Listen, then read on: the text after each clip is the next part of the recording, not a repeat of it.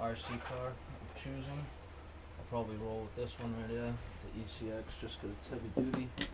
You will need a Bumbo chair. You'll need a piece of plywood. I am using a 5.2 millimeter by 2 by 2 Loren plywood. Pretty good, pretty sturdy for what I'm using it for. My son's only like 20 pounds, so I don't need anything crazy. I have 2 pieces of maple, 1/2 inch by 2 by 2. And I have 1 piece of 3/8 by 2 by 24 inch Craftwood. That'll probably be the hitch coming forward, and half of it will probably be the undermount for the bars and tires. Speaking of which, I couldn't find much in ways of an axle, so I actually wound up picking up this. Doesn't even say what it is. It's some kind of gardening pole. I don't know. It's like 6 feet long. I'm just gonna cut it down to the length I need to make my axle. And I am also using 6-inch steel wheels. Pretty heavy duty, pretty nice, but they fit on pretty much perfect. And I'm just gonna put drill a couple holes in there and put a couple of guides through it. Probably like some extra body clips or something from an RC car. But yeah, that's the basis. So let's get started. So right now, I am doing the outline of the chair, so I can cut that out of the plywood first.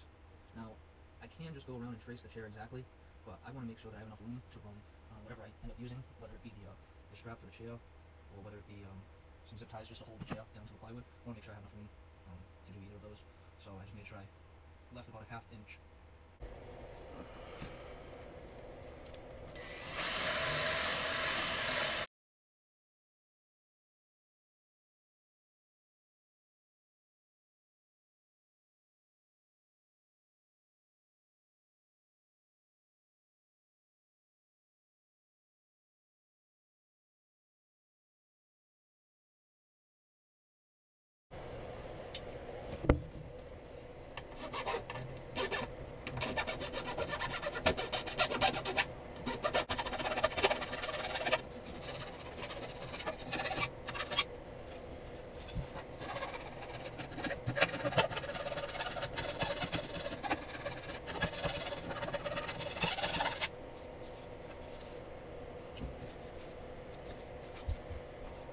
Alright, looks like we're all set with that bottom piece. Moving on to some wheels.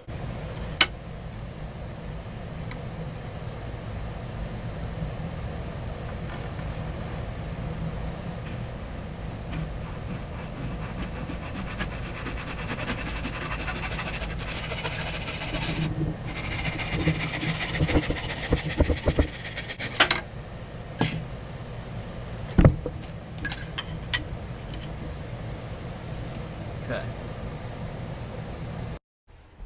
So now we've got these two, which we'll lay right across here to make our axle, which I'm going to cut the pipe right now.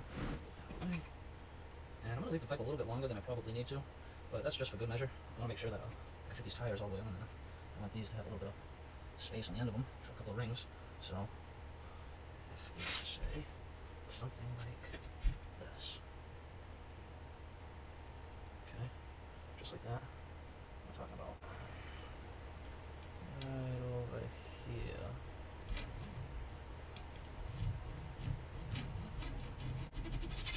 That's where the cut will be made.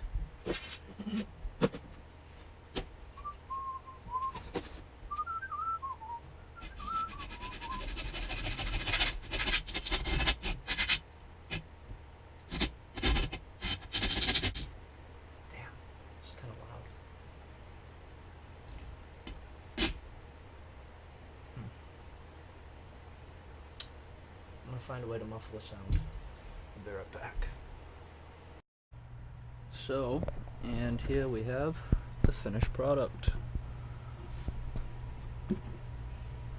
Nice little 6-inch steel wheels. I've got that nice plywood, sanded it down nice and smooth. Got a couple of screws. I got some nice industrial strength zip ties holding on the Bumbo chair, Bumbo chair, whatever. Let's flip it over. Now here you can see, here's the maple 1/2 inch by 2 by 2 that I was using. Here's the 3/8 by 2 by 24 inch. Underneath that, I have some of the 1/2 inch by 2 by 2 just to give it a little lift.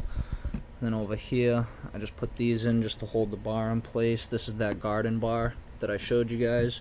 I stripped all the plastic off it in the center, just so that way it would, guide through nice and smoothly.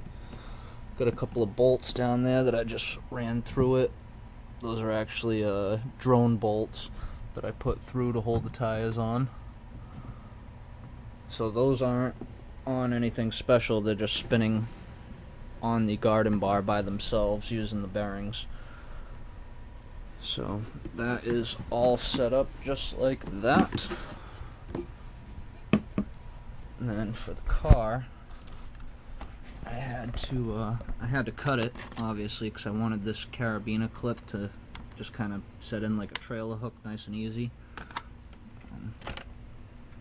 So I set that up, but I had to harden up my suspension because it's not really made to be towing weight like that. So I just stiffened it up pretty much as I could. So then, we'll give it a little test.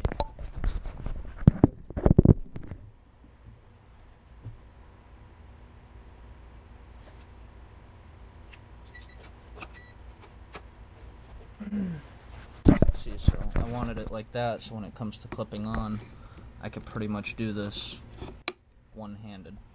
Just like that, it's clipped on, it's not going anywhere, and the clip also swivels just a little bit. So I went ahead and I threw in some lights. So we got this nice blue underglow right here. It's pretty sweet when he's riding around, And then I actually went just like a step further, and just for good safety, had to go ahead and toss on the little light in the back. You know what I'm saying? A little brake light and stuff. So that way, I'm all about safety here. Yes, we are talking about fun products, but we're talking safety first. I plan on putting my child in this, so safety's number one. Although it may just seem like, some fun lights, they're more function. So all said and done, here's the final product.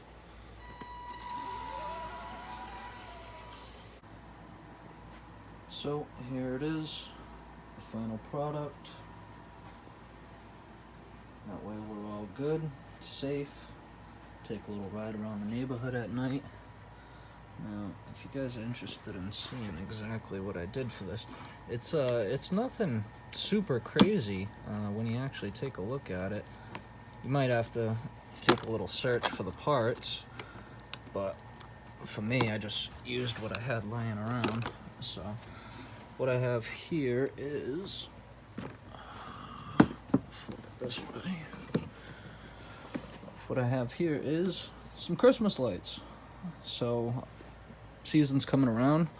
Right here you could get these little 2 AA battery packs which run 20 LED lights.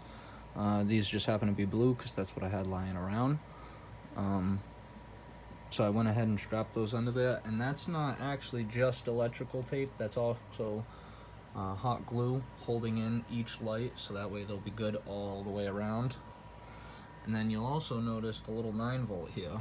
The 9-volt is actually a separate power source for the ultra bright LEDs in the back.